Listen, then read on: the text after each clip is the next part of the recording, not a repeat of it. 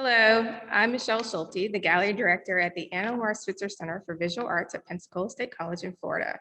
I am thrilled today to present a brief discussion about Southern folk pottery traditions with author, folklorist, and Regents professor at Georgia State University, Dr. John Burrison. Dr. Burrison's academic interest in folklore evolved during his undergraduate years at Pennsylvania State University, where he published and edited Folkways magazine. He came to Georgia State University in 1966 to develop the folklore curriculum in the Department of English, where he teaches such courses as American folklore, Georgia folk life, British folk culture, and Irish folk culture. Dr. Burrison's research has concentrated on the folk culture of the southeastern United States and of the British Isles. His interests include both oral literature and traditional crafts, with a specialization in folk pottery. In addition to his scholarly publications, he has shared what he and his students at Georgia State University have discovered through research and a range of public sector projects, including museum exhibitions and films. In 1996, his permanent exhibition, Shaping Tradition, Folk Arts in a Changing South, opened at the Atlanta History Museum and is still on view today. Dr. Burrison served on the Folk Arts panel of the National Endowment for the Arts from 1984 to 1987. In 1987, he received a Georgia Governor's Award in the Humanities.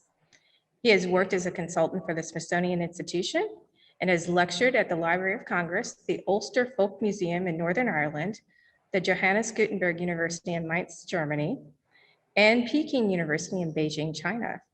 In 2004, Dr. Burrison served as the Folklife section editor for the New Georgia Encyclopedia, the first online state encyclopedia in the United States. Dr. Burrison serves as the curator of the Folk Pottery Museum of Northeast Georgia at Sati Nkuchi Center near Helen, Georgia, which opened in 2006. He is the author of 3 books centered on traditional folk pottery, including Brothers in Clay, The Story of Georgia Folk Potters, From Mud to Jug, The Folk Potters and Pottery of Northeast Georgia, and the most recent, Global Clay, Themes in the World Ceramic Traditions. So thank you for joining me today, Dr. Burrison. This talk is, of course, part of the correlated programming to our exhibition, Legacy of Earth, which is displayed in the Charles Marr Studio Gallery through July 15th, 2021. And so with that in mind, I really want to begin with terms. So can you define the term folk pottery as it relates to Southern pottery traditions? Thank you, Michelle. Yes, I'll do my best. Folklorists such as myself, when we get together, do not even always agree on what it is we're studying and the dimensions, the parameters of the term folk and how it's applied to craft traditions like pottery, for example. But as I understand it, and have worked with folk potters, about 50 years now, a little more than 50 years, we're talking about potters who have learned their designs, including the shapes of their pots and their decorative designs, and their construction methods in a traditional way, which is to say in a family or apprenticeship tradition. And so designs of pots and the methods for making them have been handed on from generation to generation in a face-to-face situation, coming out of a community base. This is different from studio pottery and art pottery, which typically are learned in a school or academic setting and have a different set of kind of artistic principles involved. And of course, factory-made pottery, where you have a designer designing the shapes and the molds and the decorative designs, and then all of that is put into machines which are run by unskilled or semi-skilled workers in a factory. And there, the designs are intended to keep up with the current trends, what people find tasteful at any given time, as well as useful. So folk pottery is a face-to-face learning situation, typically in a small group setting, family or one-on-one apprenticeship, where you're learning from an elder typically. It may be an older brother, it may be a father or an uncle or a grandfather, or a neighbor. And the continuity of a craft tradition like pottery is maintained over generations. Now, that doesn't mean that these traditions don't change. They do evolve. And potters, of course, like any artist, are creative people with ideas for improving the work. And so the tradition changes over the generations, but it remains true to the core of that tradition. And so the basic shapes and the basic methods remain constant.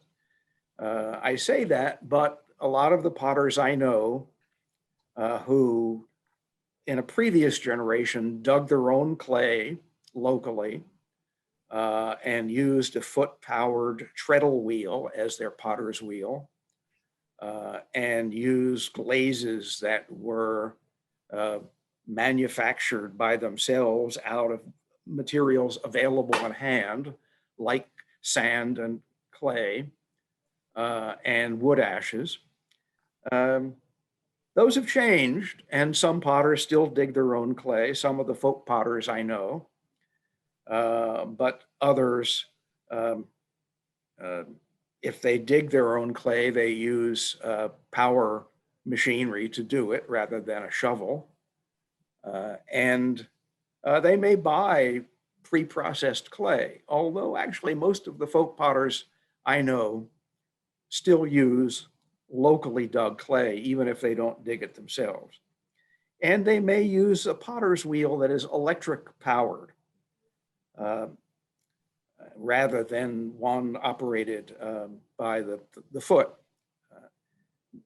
But you know, those are changes that keep up with some changes in technology, but also as a way of making the work more efficient and allowing them to survive in circumstances where they're competing with factory-made pottery and studio pottery and also self-taught pottery, where potters are kind of imitating the work of folk potters very often, making face jugs and so on, but without any kind of tradition behind them. So that's my understanding of folk pottery, for what it's worth. That works, but thank you for that. So can you discuss the importance of family legacy with certain folk potters, concentrating really on those that are coming out of Northeast Georgia and in that southern region? Northeast Georgia is one of the few parts of the United States that has maintained a continuous European-based pottery tradition over the years. And I say European-based because there are Native American pottery traditions in this country. In the Carolinas, for example, the Catawba and Cherokee Indians, and even more broadly in the American Southwest, the Pueblo Indian pottery traditions, which are, to me, very exciting because there's a great deal of creativity in the evolution of those traditions. So Northeast Georgia has anywhere from 20 to 30 folk potters who are active. Now, when I came on the scene back in the 60s, there were really only two families who were making folk pottery. And it was mostly on an individual basis because other members of the family of those families had gone on to other kinds of jobs that were more lucrative, that provided a consistent income. Lanier Metters was really my touchstone for my interest in folk pottery. I had no background in ceramics at all. no interest in it to begin with when I moved to Georgia. But when I met Lanier Metters in 1968, just his personality was enough to get me intrigued to look at what still existed of the living tradition of folk pottery in Georgia, and then pushing back into the past, looking at the historical tradition, going back to the first known potter in the state, who was Andrew Duché, who was from my hometown of Philadelphia and who moved to the South, first to South Carolina, then to Georgia. Shortly after Georgia, the colony of Georgia was established in the 1730s. Northeast Georgia, that is southern White County, the Mossy Creek area, and the Gillsville area of Hall and Banks County are the two areas of the state which still have a living tradition. And some of that is practiced by families like the Metters and the Hewells of Gillsville, the Metters of Mossy Creek, and other traditional potters who are not members of those families. And another of those families, incidentally, is the Fergusons of Gillsville, who may have one of the oldest traditions going back to the old Edgefield district of South Carolina, to the antebellum period, the 1820s and 30s. But aside from those three families of Northeast Georgia, the rest of the folk potters have learned through apprenticeship, working with a member of one of those other families, or someone else who has learned through apprenticeship with one of those older families. So you can see how certain designs, the face jug concept, for example, certain glazes like the wood ash and lime-based alkaline glazes have been maintained over the years. And it's been largely those key families that I would say are responsible for keeping those traditions alive and then passing them on to others in their communities who were interested in learning and working with them. And when I say learning, we're talking about not just a few weeks or a few months, we're talking about a commitment of years, depending on any inherent skill or talent that the apprentice has. Thinking of myself and trying to learn how to use the treadle potter's wheel from Lanier Metters, he spent a whole day with me trying to teach me how to use that wheel effectively. And at the end of the day, after he wiped the sweat off my face, what I wound up with was something that might have been usable as an ashtray. And then a little girl came into the shop, his niece, who had never been in his pottery shop before. And she said, "Uncle Lanier, can you show me how to make something on the wheel?" And so he gave her some instruction and helped her a little bit operate the treadle on the wheel. And within 5 minutes, she had made a beautiful bowl. So that taught me that there has to be something in terms of inherent talent in a person, but that nobody who picks up the tradition can expect to completely embrace it in a short period of time. And so that family tradition, that legacy is what every person who becomes a folk potter in those families is aware of from childhood.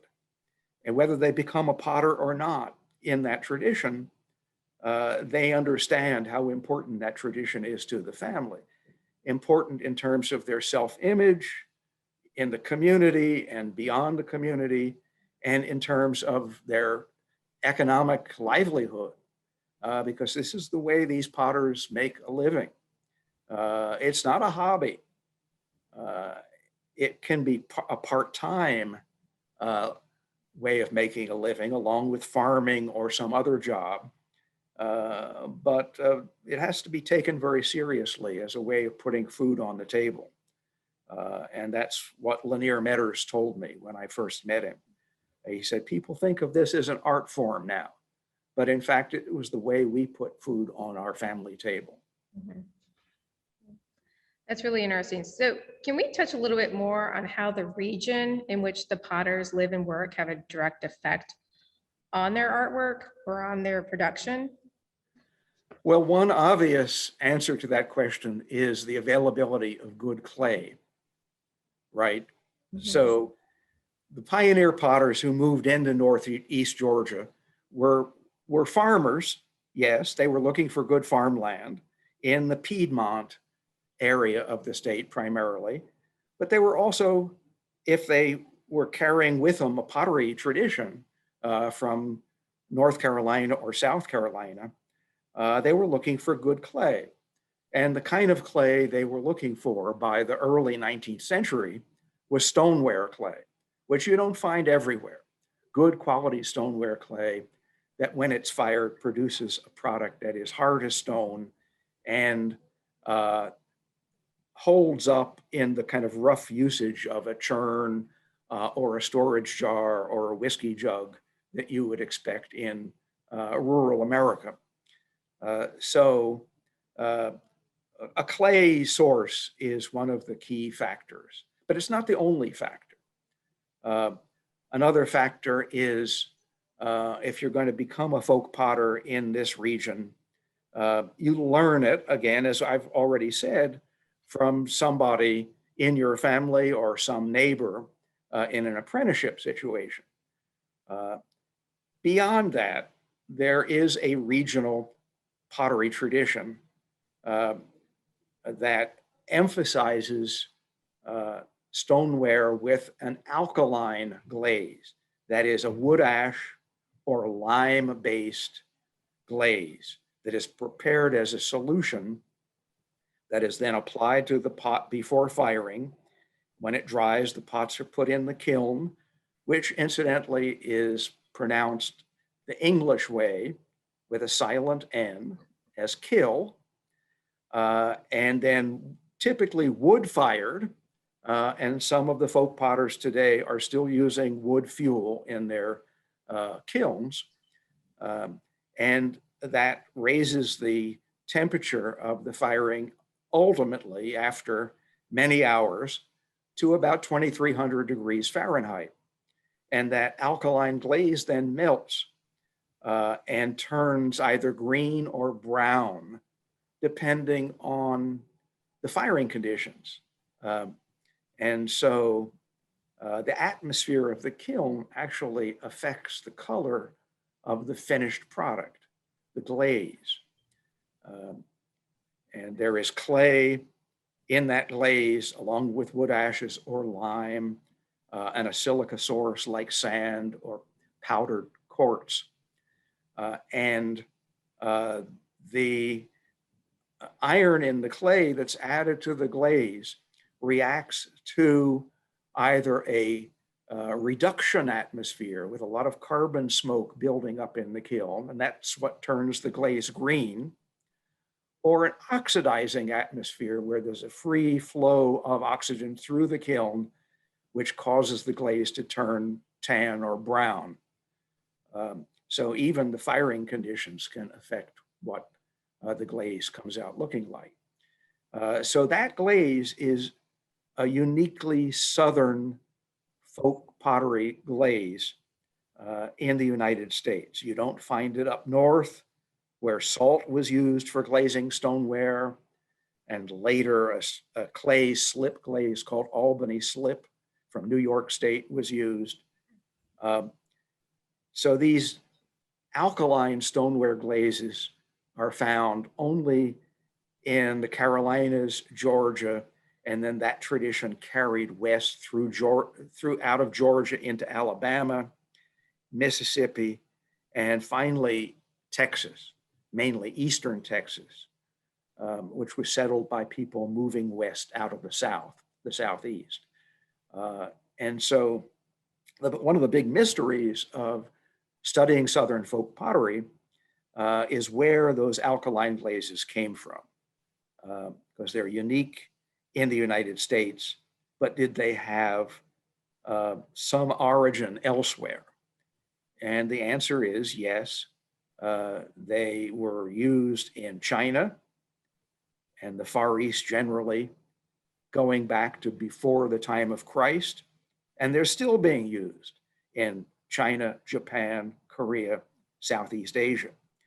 But how did Southern folk potters, who were semi-literate farmers in the 19th century for the most part, learn about these Asian glazes, if they did, rather than completely reinventing the wheel regionally? And the answer is that detailed descriptions of these glazes in China were published in the 18th century, and first in French, then in English, and were available in the standard book on China by the 18th century, the later 18th century. And any literate person who was at all interested in China would have had access to that book in their own library or a neighbor's library, perhaps. And there was the recipe for those alkaline glazes as a resource. And the Landrum family in Edgefield District, South Carolina, Abner and his brother John in particular, in the early 19th century, once they were interested in making stoneware, realized that the glaze normally used for stoneware in other parts of the country was salt, and salt was a scarce resource in the southern back country. And so somehow or other, Abner Landrum must have come across a description of these Chinese high-firing alkaline glazes and experimented with them. And by 1820, he had developed them. And then the potters working with him at his workshop and his brother John migrated west and carried that alkaline glazed stoneware tradition through Georgia and all the way out to Texas by the 1850s. And so that's one of the most regionally distinctive features of our Southern folk pottery. That's fascinating. So in your opinion, what do you think the future of Southern folk pottery traditions, what do you think the future is in the American South? Well, it's mixed. It has had, like pottery traditions almost everywhere in the world, its ups and downs, its declines and revivals. And I think the 1970s and 80s in Northeast Georgia was a big period of revival of folk pottery in the northeast corner of the state. With problems with the economy and the recent pandemic that is still with us, that has affected the tradition because, this is a craft tradition that is also a business, and potters are depending on sale, again, to put food on their tables. And when people aren't buying things that they don't need in an environment like what we've been facing for the last year, some potters stick with it and tough it out one way or another, and others leave the tradition and maybe come back to it later when conditions have improved. And so that's what's been going on really for thousands of years all over the world, is this cycle of decline and revival, strength and weakness. Some traditions have remained continuous all that time. Others seem to have disappeared, but somebody in that culture revived them, and conditions were right for carrying them on again. So the answer to your question is not a simple one. I think, of the 30 or so traditional potters in Northeast Georgia, when I published my second pottery book, From Mud to Jug, back in 2010, I think it was, maybe 10 or so have dropped out. As a matter of survival, there are other ways they can make a living better than trying to sell things that people don't need. Now, that's an interesting phrase, things that people don't need, because this pottery tradition originally was about utilitarian wares that were necessary to preserve food and drink, particularly over the winter months after the fall harvest and butchering period. And so it was a necessity to have this pottery around on the farm in the 19th century. And if they didn't get it from local potters, they got it as imported wares from other parts of the country or other countries, particularly if they were close to the coast when there was a lot of shipping going on. So it's a story that is constantly changing in terms of the vitality of a living tradition. And I can't predict what's going to happen with that tradition. And I don't know that anybody can. I'd like to think that it will remain with us for centuries. But it's really up to the potters. But the potters need to be encouraged. And one way to encouraging them is for customers to buy their work. It's that simple. And in the past, there have been pottery festivals, folk pottery festivals. The Huel started such a festival in Gillsville years ago and then kind of backed out of it. But the other local potters are still having it in the fall.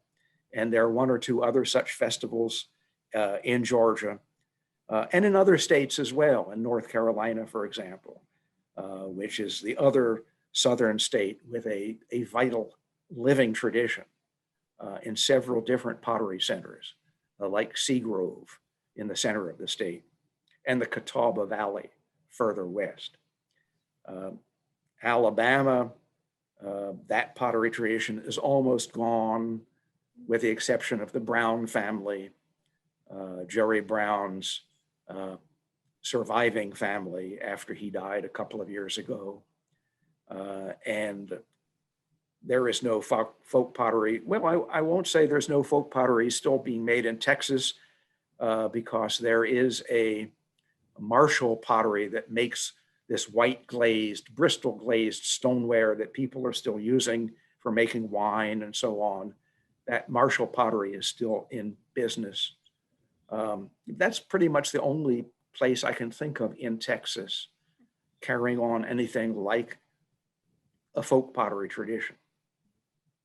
Well, I'm glad you touched on supporting potters and visiting the region and visiting the area because that's so important to keep these traditions alive and to keep the craft alive. You have to show support for those potters and those artists to keep them going. So I'm very happy that you touched on that. But thank you, Dr. Burrison, for such a wonderful conversation. I really do appreciate your time. If you are interested in learning more about the Southern folk pottery traditions, a number of resources will be listed on a screen immediately following this recording. So thank you so much for watching.